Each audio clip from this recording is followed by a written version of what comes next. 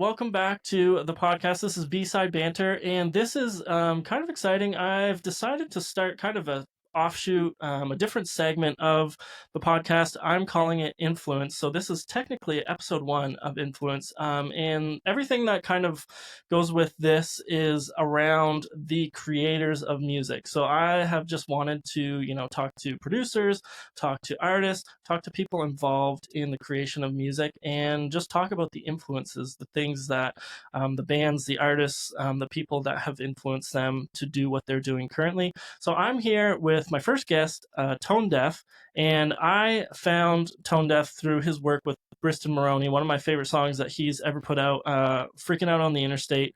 You did production on that, and it's such a great song. I feel like that's probably like his breakthrough song. You can probably speak to that a little bit more.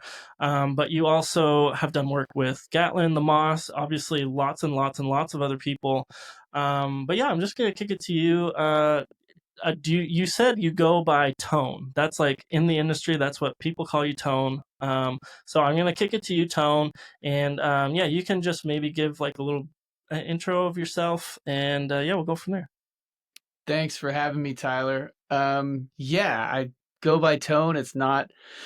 There's a funny story about that. I didn't just name myself Tone one day. It's not how it happened at Yeah, all. yeah. When I was first starting out, I was interning at a studio in Oakland, California, Hmm. and which is where I'm from originally. Hmm. And I got an engineering gig with my first like engineering gig on a major label record, DreamWorks, which was a label at the time, not anymore.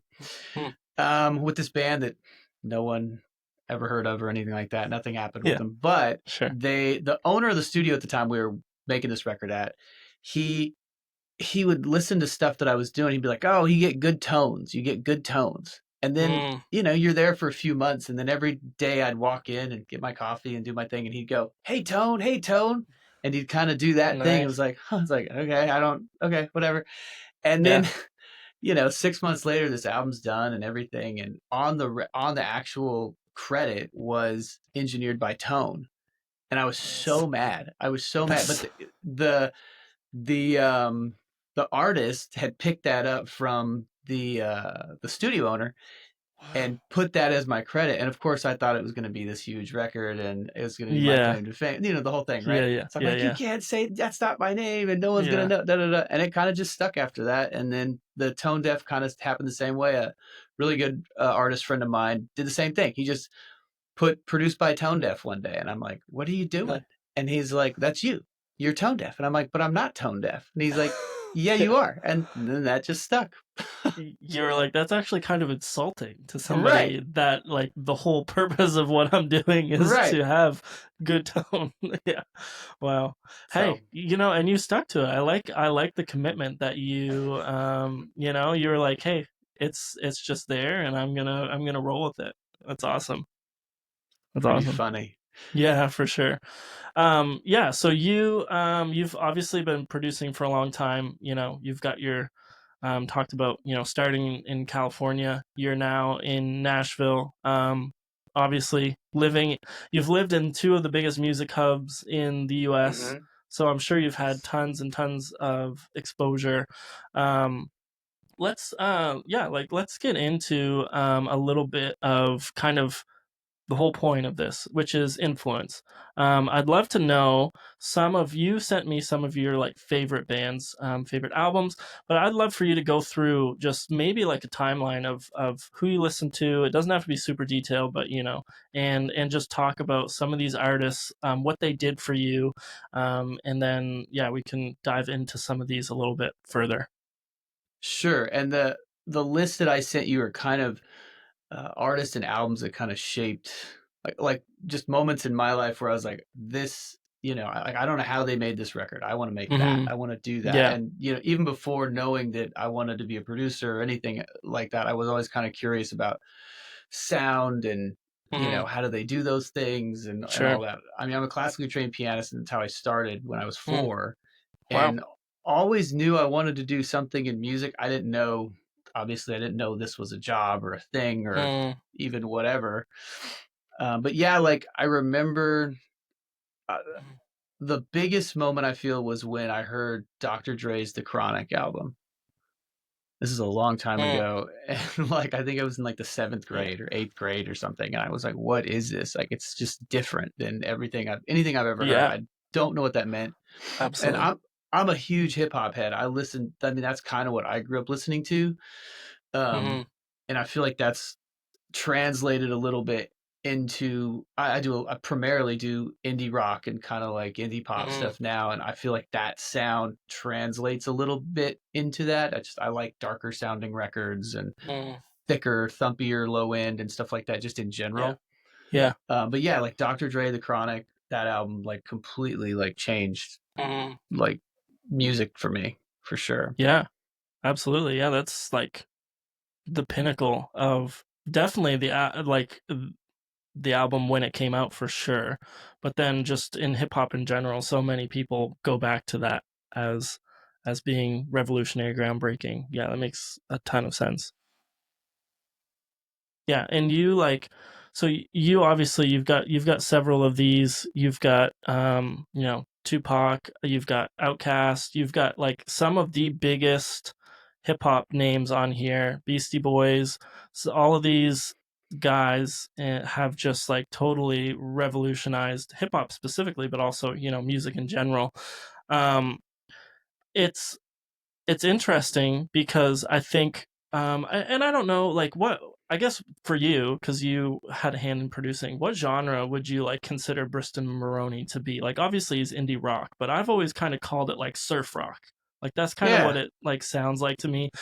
Um, and the Moss is kind of like that too. They have like a similar sound.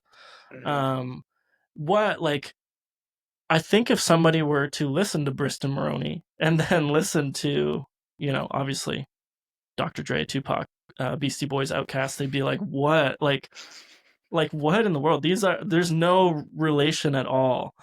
Um, how do you feel like some of those? You already kind of mentioned it, but maybe dive in a little bit more. How some of those influences have come across on some of these specific, like, yeah, like records. Sure. Yeah, I mean, I think that yeah, the low end and the drums, I like Mm, them a little louder. I feel like I just naturally hear things that way with the drums and the low end just kind of more mhm, prevalent and the brighter stuff not as prevalent. That's just kind of how I hear things. mhm, And I don't know, I feel like the arrangements on those albums, like whether it's Outkast or anything from Dre or anything like that, is there's a what's the way to explain it?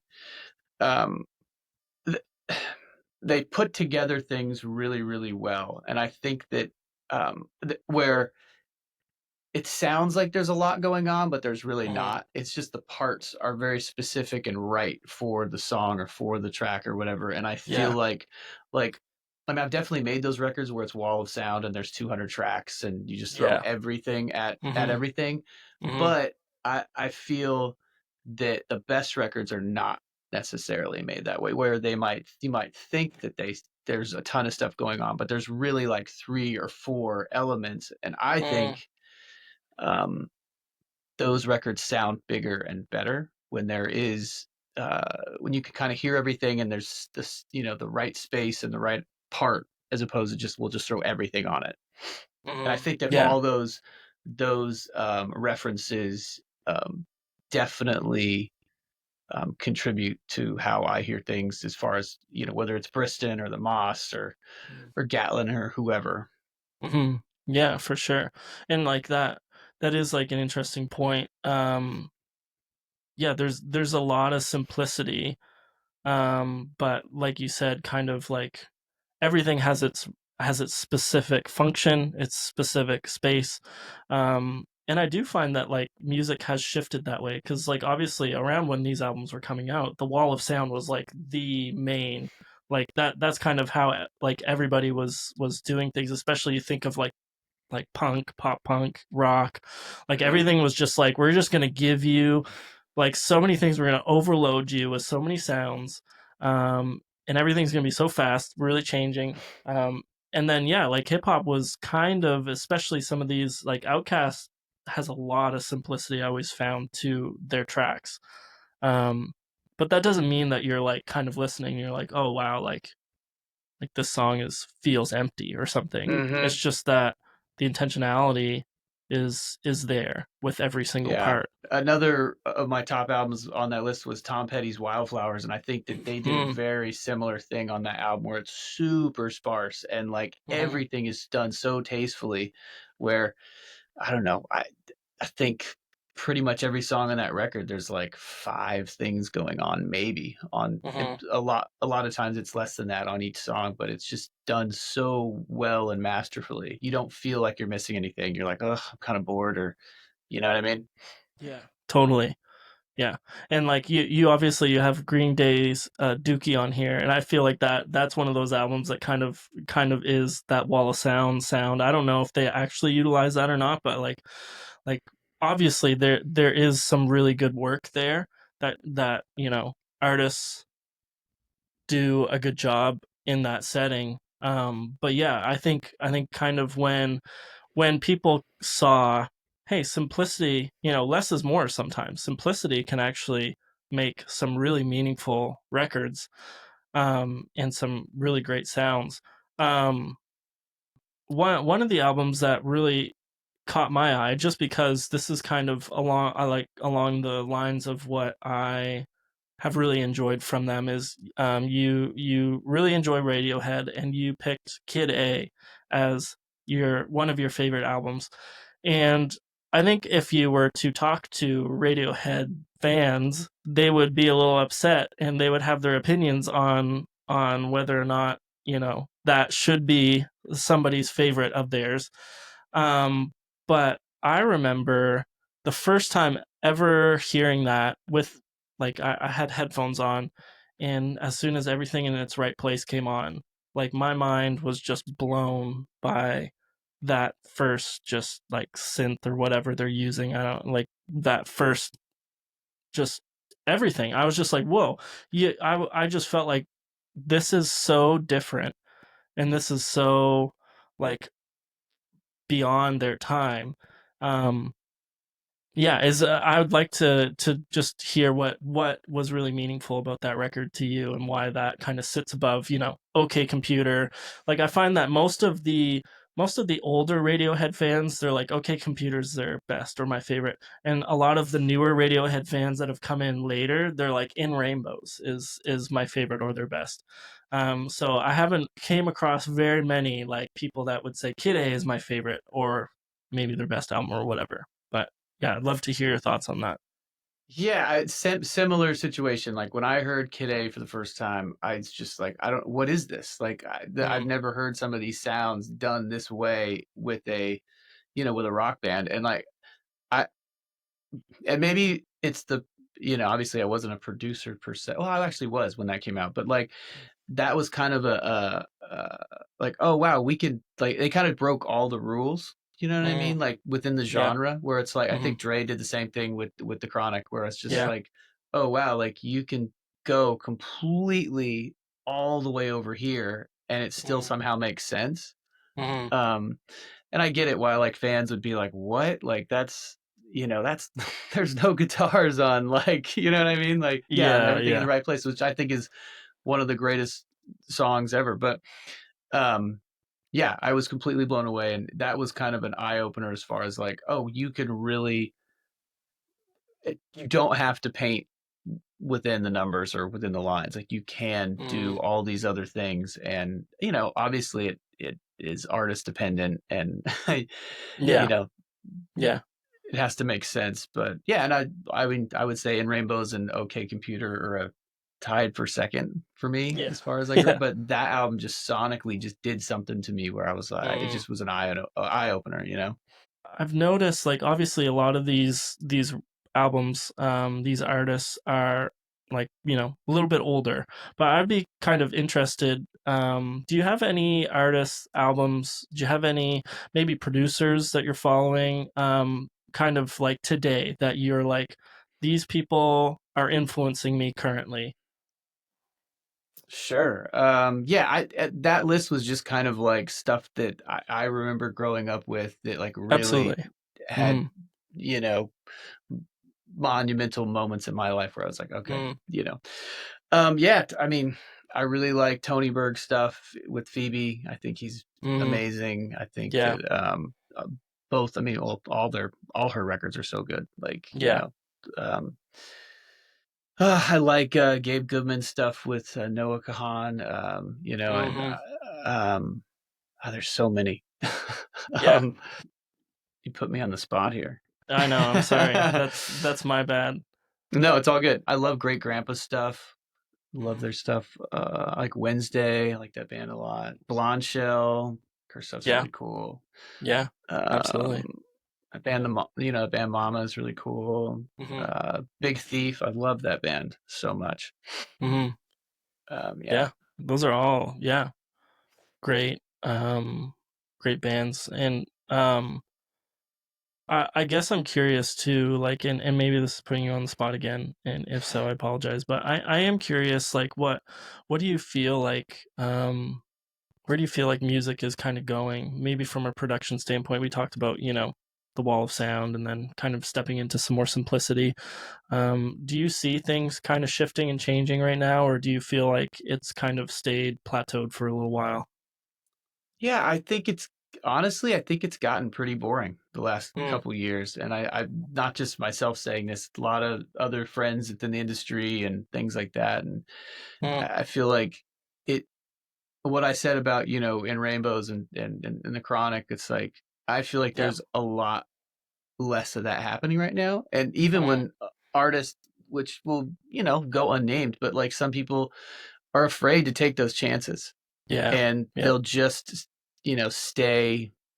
And again, it's fine. It has to be artist dependent. It has to make sense. I think Mm, that it can't be, I don't think you can make them do something that they don't want to do. mm, But I feel like the it seems to be that a lot of artists don't want to be challenged. mm, Younger sure. artists today, and Yeah. I'm not trashing them or anything like that, but Mhm. I, I think that that's a good, especially as a young artist who's. It's like I feel like there's a freedom like that you should be allowed to have and just kind of experiment and do things that are just different and even crazy and like, whoa, that doesn't make any sense. But Mm, I feel like that's where a lot of these, great artists and timeless artists. I feel like that's a lot of the things that they did. yeah, absolutely. But yeah, I Yeah, they're think the last couple of pushing the years have limits. been a little boring. Everything starts, Mm, and it happens every, I don't know, every decade or whatever, when everything starts to sound the same, yeah, yeah. and then it's like, okay, Mm, which usually means there's going to be some change coming. mm, yeah, totally. And you haven't totally figured out what that might be. There haven't been any inklings yet as to what that could look like. Well, there's been a couple. I'm trying to think. McGee is a big one that Yeah. came, over the last what Hmm. year and a half or so, that like Yeah. really kind of like, whoa, Yeah. that doesn't sound like anything I've ever heard before. Hmm. And Absolutely. so there's some fresh air right there. Yeah. Yeah. Totally. Um, I don't know if you listen to Ethel Cain at all. Yeah, totally. Um, but that was like, I know from a like a music creator and critic standpoint, like that album that she just put out was like one that just was like totally like ruffled a lot of feathers. It was very like divisive. A lot of people were like, "Hey, she's trying something new." A lot of people were like, "What in the world is this? Like this A is like lot a of swing and a 10-minute miss." songs or eight Yes, minute it's absolutely songs. yes. Yeah. But I feel like, whether or not I guess whether or not your opinion is did this hit or did this miss, I guess in some senses that artist is taking a risk, right? Kind of what Yes. you were saying. You wish that some younger artists would do a little bit more is maybe take some risks and um, you know, I guess you just have to take a risk and like see if it lands or not. And that's when like, do I keep going with this or do I do something different? And that's kind of sometimes it takes a few years before you even realize was Hmm. that a proper move. Um, I think like I've talked about this a little bit on this channel here, but I think personally, Bon Iver, Justin Vernon is like one of my favorite artists, and his what he did with 22 a million was Yeah. like so crazy at the time, and I was like, ugh, like, why do you do this? I just wanted more. Like, I wanted more self-titled. I wanted more for Emma. But like now it's my favorite album because I'm like, he did some Same. crazy stuff on here, just so amazing.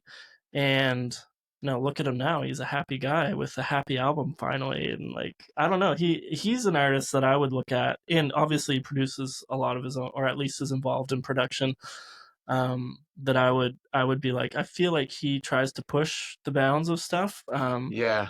He might not have as much influence as some of these, like a Radiohead or an Outkast or Dr. Dre, but I think in the indie sphere he's got quite a bit of influence. Yeah, absolutely. That album doesn't sound like anything else. There's nothing that sounds like that album. Yeah, completely. And it's just so like, yeah, I don't know. It's just it's one of those albums that like every time I hear that opening track, I'm just like, in the same way of Kid A, I'm just like, man, like it just takes me back to a time where yeah, I felt like this is unlike anything that I've ever heard. And it is like, yeah, I think it definitely is getting harder and harder to find that stuff, especially in the mainstream.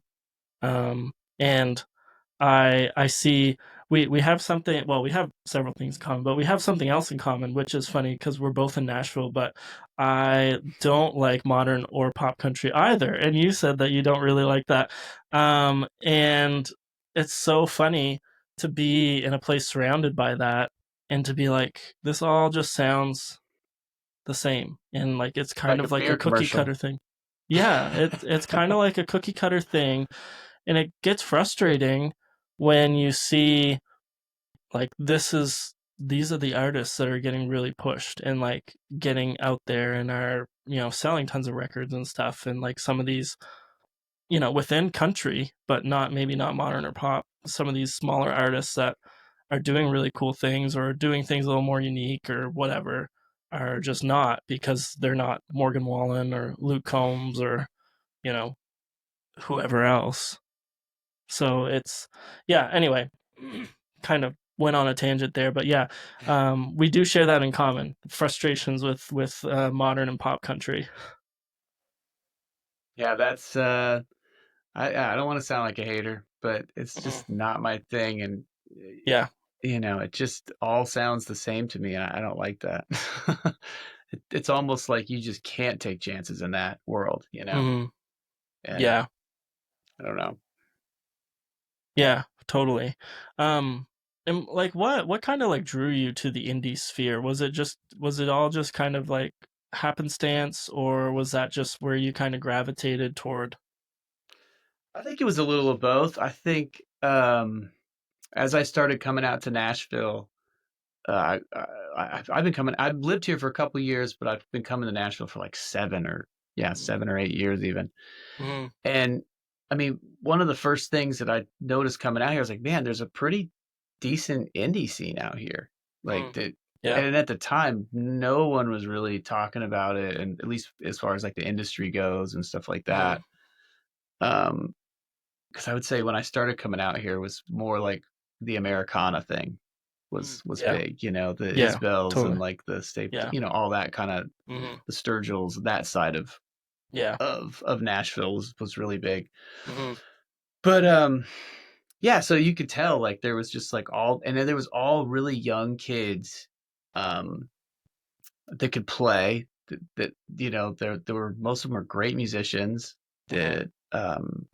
that listened to a lot of older music, funny enough. Hmm. Like a lot of 90s Yeah. stuff, a lot of Yeah. which was interesting. Hmm. That's actually that stuff definitely they're like 90s shoegazy kind of stuff definitely um found its way on a lot of the Briston stuff.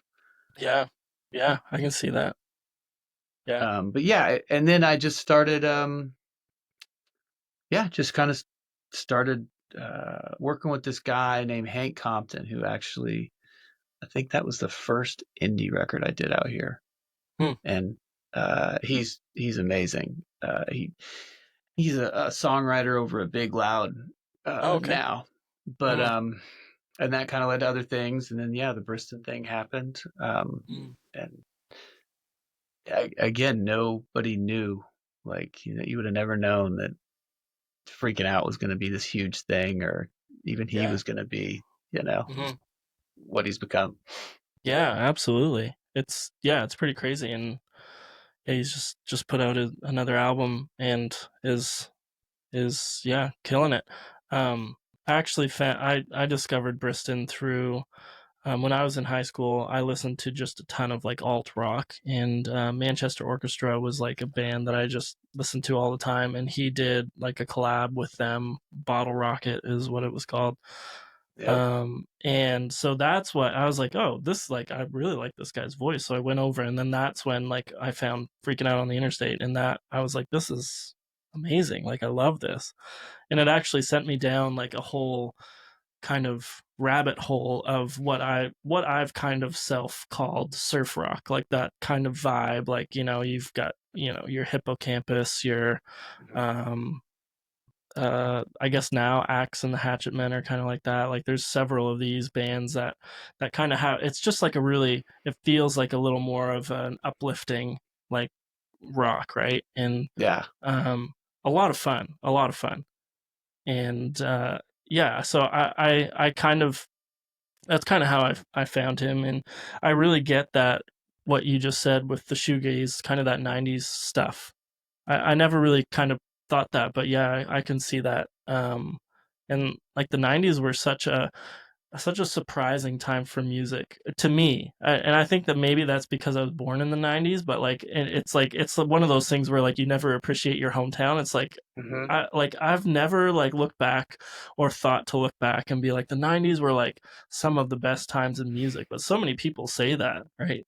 That the 90s were like another golden age in the same breath as maybe the 60s and 70s can be talked about.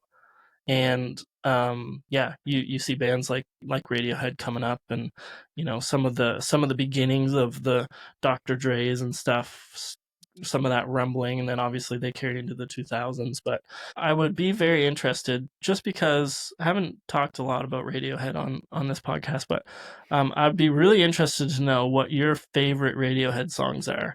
Um, if you Yeah. have a five, or even if more than that, whatever, and it doesn't have to be listed in any particular order, but yeah, I'd be really curious to know.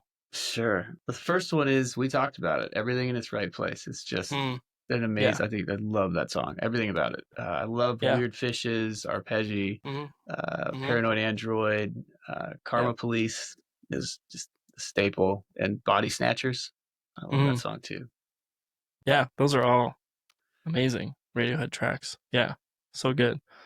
And I would also be curious about Outkast, if you have some Um, favorites of them. yeah, I love Elevators from AT Yeah. Aliens. I love that track. Yeah. And funny thing about that, on Rose, on Carnival, Briston Moroney's Carnival EP, Hmm. that Yeah. that echo on the snare, I totally copied that from Elevators. Really. Yep. That's If you yeah. listen to it, that Yeah. ga thing, yep, just Yeah. completely copped from that. Wow, that's so Yeah. cool. Yeah. Yeah, and I love Equimini. That's the song Equimini. I love the album, but the Mhm. song Equimini too. Yeah, yeah, Two dope boys in a Cadillac is so good. yeah, it is. Bombs over Baghdad. Yeah. And Hey Ya. Like, I know I'm probably not supposed to say that song, but like that, just because it's too popular. But like, it Yeah, again, that's a song where it changed radio. It changed the yeah. genre. It changed um, so many things in music. Mhm. It defied Yeah, all the rules. yeah, absolutely. And it is funny, like I don't know. There's this whole thing, especially now with social media and stuff, like where you've got all these new fans coming in, and like they're trying to like maybe make their mark on the fandom of certain artists, and so they get a little salty when you say a list like that, and they might be like, "You're not a true fan if you think this," kind of like what you alluded to. Uh-huh. And I just find that so funny, because it's like, I don't know, like there's, hey, yeah, yeah, sure, it's their biggest song. It went more mainstream than probably any hip hop song of that time frame. Like it was crazy.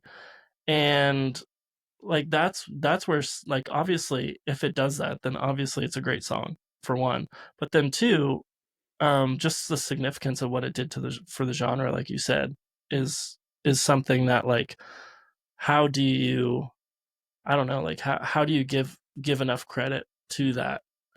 You know, a lot of people are like, "Oh, like you're just saying the hits. Like, give me some deep tracks." Like, if you're a true fan, all of your favorites would be deep cuts, and it's like, no, like hits are hits for a reason. A lot of the time, like obviously, yes, labels and stuff can be manipulated at times, but it's like for the most part, hits are hits because people really enjoy them and they're songs that did something in their time, especially when you think of older artists. But yeah, I think Hey Ya would be on definitely on my top five for sure. It's just such a great song. Yeah. I mean, I can give you deep cuts, but it's still, it doesn't Yeah, take away from how amazing that song is. And, yeah, absolutely. it's, you could say all the obscure, songs on whoever's, you know, uh, albums and stuff, Mhm. but we hopefully we want to sell records too, so we can keep doing this, and they can Absolutely. keep doing it too. So Yeah, yeah, without the for hits, sure. there's, Yeah, totally.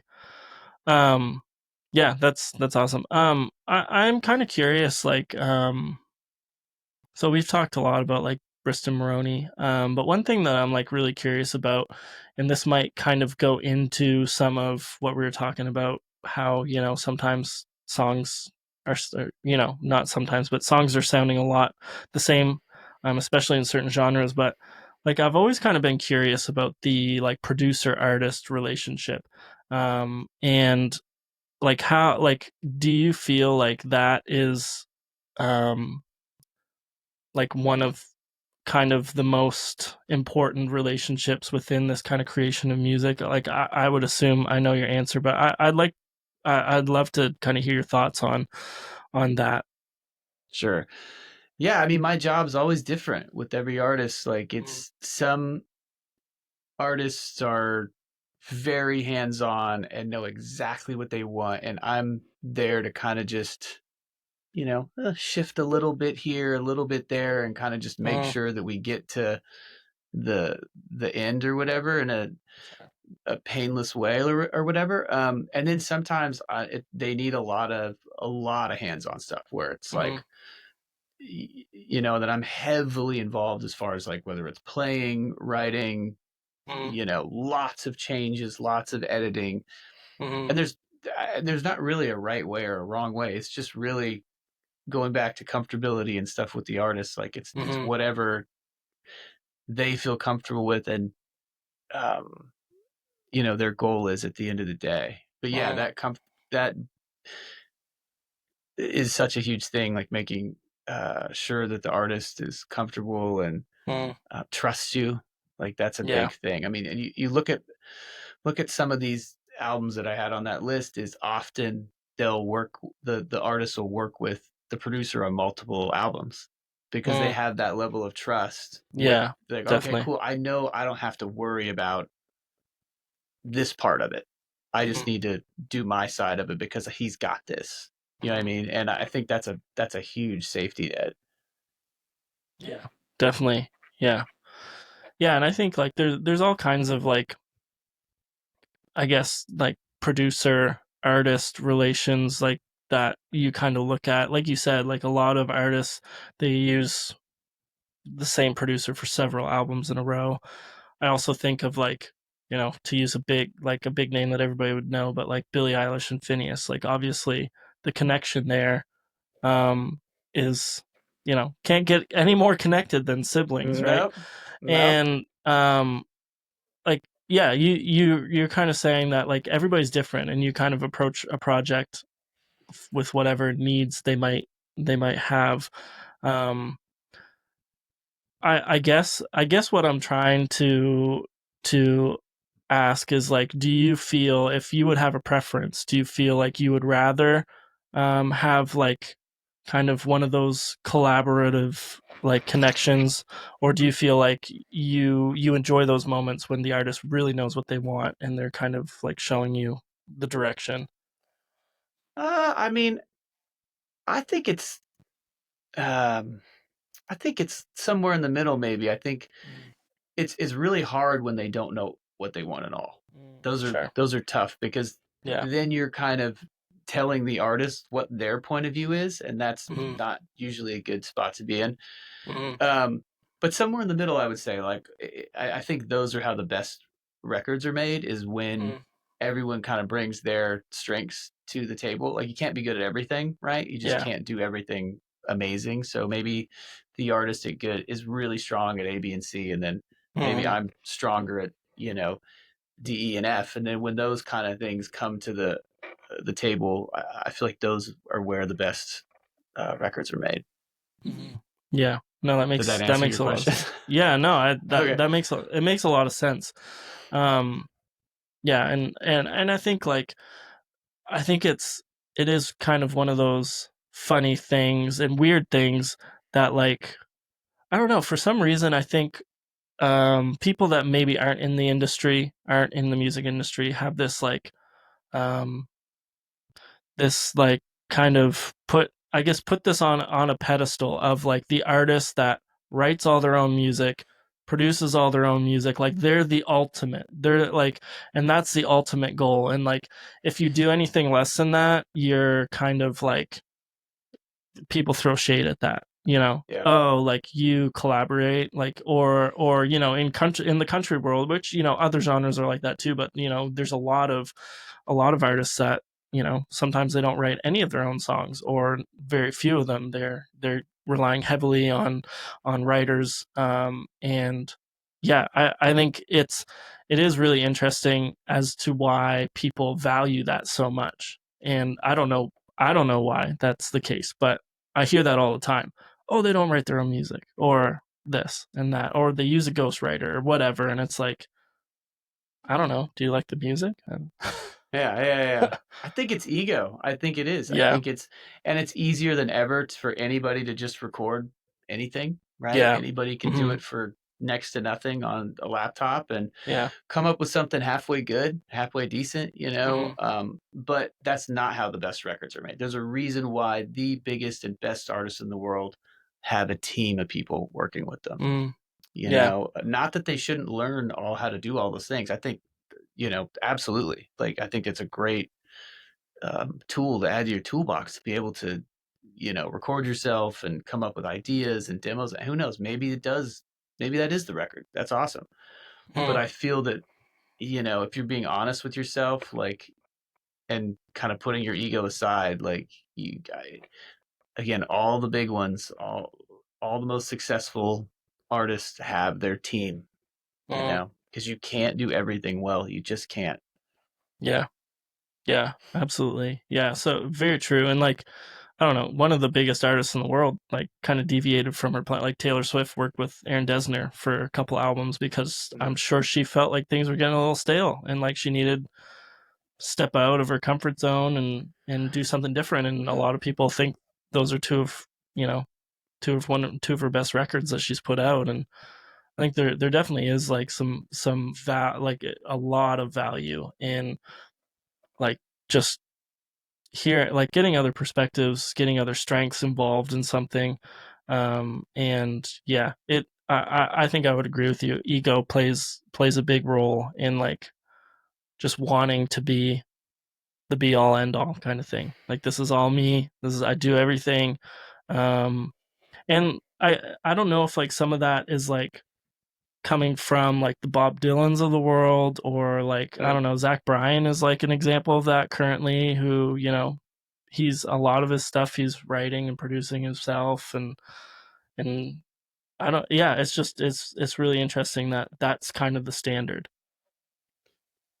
Yeah, I mean, I would say that it's still the exception, and I hopefully Mm, it stays the exception that they yeah, do it to, that level, a Dylan or yeah, Zach Bryan like level, like, like, obviously everybody's different and things work for differently for everybody, but I still feel like that's the exception, yeah, you know. definitely. I think so as well, for sure. Yeah. Um, well, we're getting pretty close to the end here. I've wanted to keep this segment a little bit shorter, just to kind of try to tie in as much stuff and as quickly as possible. But yeah, I really appreciated this conversation, just kind of picking your brain a little bit, hearing about who's influenced you, and yeah, just your thoughts on production, the industry, all that stuff. It's been a lot of fun. Really appreciated your time. For listeners out there, go follow Tone Deaf. Instagram. You said you have maybe a TikTok coming, but Instagram is where you're at. And is it just Tone Deaf? Is it Tone Deaf Records or just Tone Deaf? I can't remember. Tone Deaf makes records. Makes records. There you go. Tone Deaf makes records on Instagram. Go follow him. Check out his stuff. Check out the stuff he's produced. You've got some really great stuff there that you've had your hands in producing and working with. So yeah, thank you so much. I appreciate you taking the time to be on this episode. It's been a lot of fun. Thanks, Tyler. Had a blast, man. Yeah, thank you. All right. Well, tune in next week for another guest and another episode.